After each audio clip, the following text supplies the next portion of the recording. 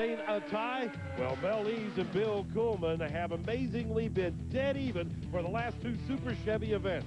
Add to this, Dave Graytek, the comeback kid, who not only caught up with them at Maple Grove Raceway, but has joined them in a three-way dead even tie. How long can this last? Bill Coolman has an answer. Three guys tied for first place. One of them's going to go out here in third. I don't intend to be that one.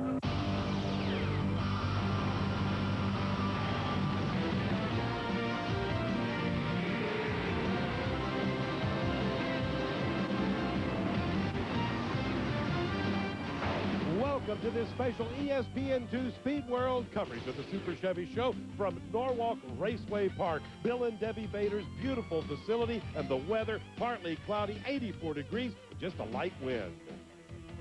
When you see that logo, it can mean only one thing. The Super Chevy Show has come to town one more time with some of the most unusual and creative drag racing in all of America. Hello, everyone. I'm Ted Jones. Welcome to the garden spot of drag racing, beautiful Norwalk Raceway Park off the shores of Lake Erie, just outside of Norwalk, Ohio. We're about halfway between Toledo and Cleveland, Ohio, and what has become a legendary drag strip. As a matter of fact, Norwalk Raceway Park is probably featured here on ESPN2 more than any one single drag racing facility in all of America. But this is a very different program. Yes, sir. The Super Chevy Show's Nitro Coupes. Basically full-body cars with full suspension that burn 30% nitromethane supercharged into big mammoth Chevrolet V8 engines. As a matter of fact, without further ado, let's get up to the drag racing for that action right now. And that action consists of Randy Merrick's 1997 Corvette burning out. He'll be racing Doug Winters, but the real attention right here is on that tremendous points tie, a three-way tie. And to find out more about how the points are earned on the Super Chevy circuit, let's go to Brett Kempner. Now, the point system that Super Chevy uses is pretty simple. It's 10 points per winning round for each driver. Everybody gets 5 points for appearing at the event. And if you can set a national ET or speed record, that's worth the same as a winning round, 10 points. That comes into play this weekend for two different reasons. First of all, Dave Graytek was the #1 qualifier here at 6.39 seconds, has been running 6.20 seconds here lately. And that means that if the weather conditions, which are pretty good right now, stay this way, he might be back in that territory. But more importantly, during yesterday's qualifying, Randy Merrick and his Missouri-based Chevy Corvette unloaded the fastest speed ever for a full-body passenger car in North America, 226.70 miles per hour. That, of course, will become the new Super Chevy speed record if Merrick can back it up within the required 1%, a little bit over 224 miles per hour. Merrick, by the way, comes into play here because he is currently in 4th place in the points behind that three-way lead tie, and he's only about 5 rounds out. And all 4 of those players are in separate eliminator battles in this opening round of competition. That means that the pressure's on all 4 of them. Randy Merrick, and then Belize, Bill Coolman, and Dave Graytek. Everybody in this opening round has to get a win light to stay alive. It is definitely an intense battle. Thank you very much, Brett. Well, Merrick will have his hands full with Doug Winters out of High Point, North Carolina, driving that 1958 Corvette in the near lane. Look at Winters trying to catch Merrick, but hey, it's wire to wire for Randy Merrick with a 6:46. 222 does not back up that speed record, but he's plenty close. Now here comes a real battle wagon. I mean, this thing pushes a lot of air, a real air plow. Ladies and gentlemen, this is Steve Damon. And his opponent will be the defending Super Chevy champion, the Summit Racing Equipment Corvette, spinning completely out of shape right there in the far lane, Bill Coolman. Now, it looks like possibly there may be some problems there for Steve Damon. I think his crewman is saying that, yes, he has a problem. He is broke. He cannot back up. He'll idle down the drag strip. That'll give the automatic win to Bill Coolman. And believe me, he needs the points. Doesn't matter how he gets them. This is a win. It's worth many points. Bill will just idle down the drag strip. Does not want to risk hurting that engine. This coverage of the Super Chevy Show brought to you by Summit Racing Equipment. 30 years of low prices and expert advice. And by Precision Gear. When your rear end is on the line, depend on Precision Gear. We'll be back. Travel from the 3-state area, Michigan, Indiana, and Ohio to Norwalk Raceway Park. These are Chevrolet fans. And they came to see all the Chevys, and they also came to see these cars. Nitro Coupe. Hello, everyone. I'm Ted Jones. Welcome back to our Super Chevy coverage here on ESPN2. That was Mike Stawicki from Medina, Ohio, close by Norwalk Raceway Park, with a brand new car in the near lane. Doesn't even have it painted yet. Still in primer, a 63 Corvette. He'll be running one of our points leaders, Mel Eves from Hudson, Florida, with his 63 Mega Power Additive-sponsored Corvette. Wheel to wheel for Mel Eves, 677, 201 miles per hour. He sets the mark for the others to beat. Now you're looking right there at Dave Graytech. He calls it Grandpa's Toy. He's a Chevrolet dealer out of Centerville, Maryland. 1937 Chevrolet, some call it a 38 Chevrolet Coupe. He has the single when Bruce Boland broke, so that'll set up a great semifinal. You see the pairings on your screen right there. We'll pause right now for Profile, a study of the cars and stars that compete on the Super Chevy circuit. Brought to you by Precision Gear. When your rear end is on the line, depend on Precision Gear. Now with this week's Profile, here's Brett Kepner. Well, Ted, the upcoming semifinal round here at Norwalk with 3 drivers tied for the World Championship points lead and the number 4 driver in there trying to set a speed record. That's going to be pretty impressive. But let's not forget what we saw in the opening round of competition, and that is the car that could well be the newest state-of-the-art chassis situation in all of Nitro Coupe racing. Now, we've talked so much about the fact that Nitro Coupes are indeed something that is more of an unknown quantity than anything else in drag racing. But this man, Mike Stawicki, could well become the forerunner in chassis technology in this class. Why? Well, because the guy knows a lot, simple as that. Now, Mike's had his darker moments. How could we ever forget Mike's wildest run ever at Norwalk Raceway Park that ended up setting off the Night of Fire fireworks at the IHRA World Nationals years ago? But that's long in the past.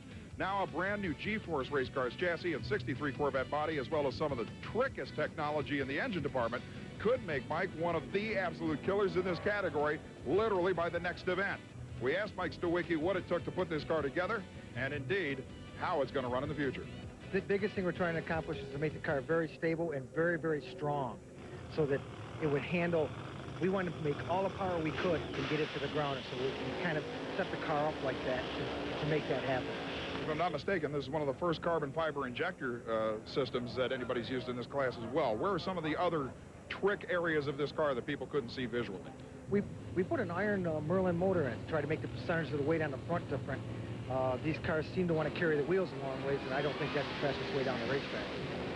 In the back, we put a real different shock design in the car. It's got an arc and stuff on it to try to stop the wheel shake and that stuff.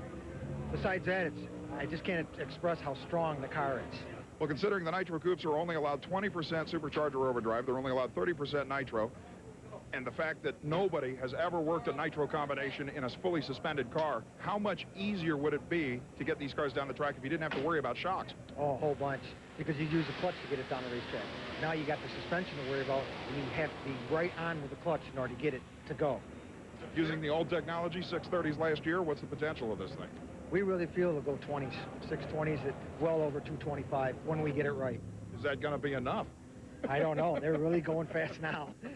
From its carbon fiber true rear wing all the way down into the cockpit, where you'll find a couple of Jim Salemi and G-Force trademarks, not the least of which is this rather unusual upright bar here, which, because this is a 2-main rail chassis, the strengthening in the chassis just in the cockpit is amazing, all the way up to the windshield bars out in the front. This is, like I said, state-of-the-art for Nitro Coupe technology. And while the engines that these drivers are bringing into drag racing are unlike any others in the sport, now so are the cars.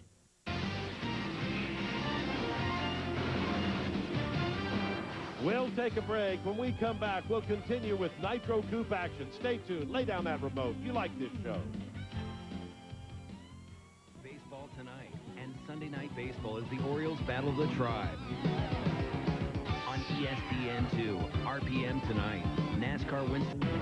Back at Norwalk Raceway Park now, there's an interesting entity, a quarter-scale race car radio control. And when he grows up, he wants to be one of these, a Nitro Coupe. Ladies and gentlemen, here comes Randy Merrick, who would like to set that record. And here comes the man who would like to stop him from setting that record, because if he sets that record, he probably will defeat Bill Coolman. A good look at them there as they'll come running off the asphalt path right into your living room. Nitro Coupe. Merrick out of shape. Now gets back in it. Bill Coolman's going to win. Bill Coolman Coleman, but Randy Merrick has set the record. Coleman wins with a 6:39 at 2:09. Randy Merrick, 227. How did he go 227 and lose? He got out of shape. Brett?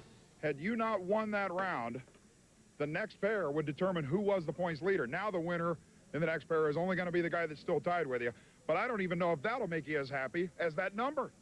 Javier says, what do you got for me? I said 39.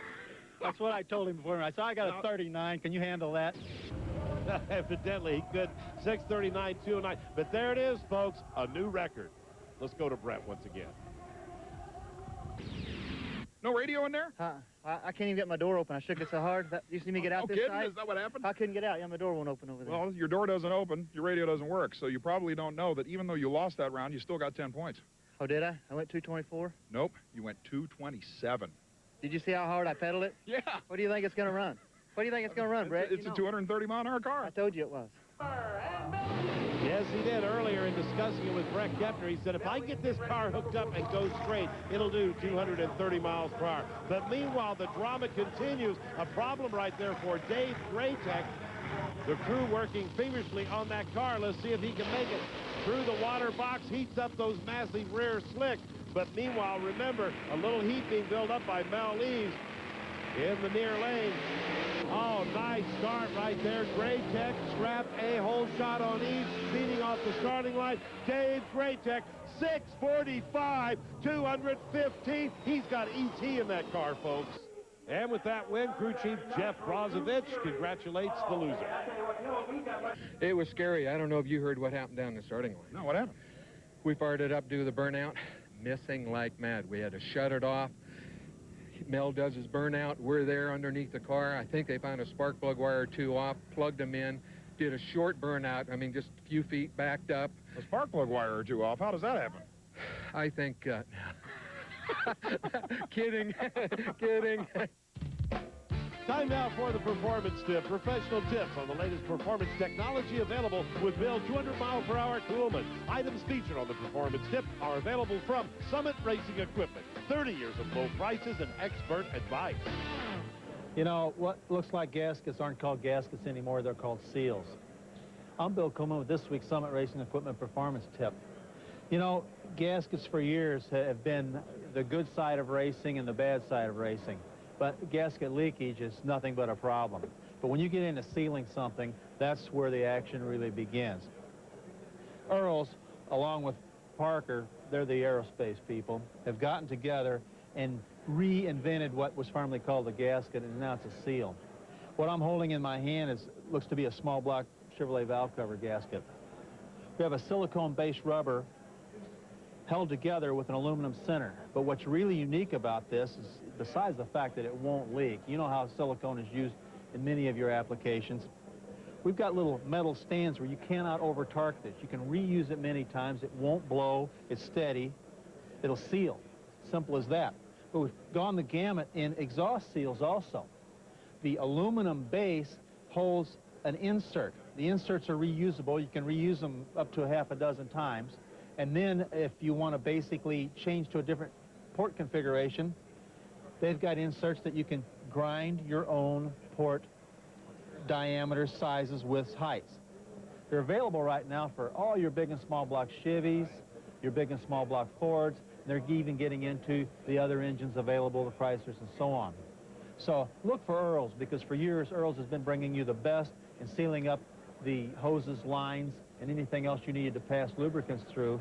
Now they're going to keep the lubricants inside. Thank you, Bill. Coming up next, Outlaw Super Stocks. You'll love them. We show from many different vantage points, not necessarily in the grandstand. Welcome back to Norwalk, Ohio. We continue our ESPN2 Speed World coverage, the Super Chevy Show. We'll have Nitro Coupe finals later, but right now, time for these guys. Folks, this is one of the best shows of drag racing. It's called the Outlaw Super Stock, and what makes them outlaws? Well, they don't have the right engines in them. This is Ray Gustafson and Jerry Sevick running right now. Wow, look at the wheel stand. They're Camaros. You see, in super stock racing, you have to run the correct engine, the engine that came in the car. These guys run anything. Look at Sevick, 856, 154 miles per hour. Get the biggest motor in there you can.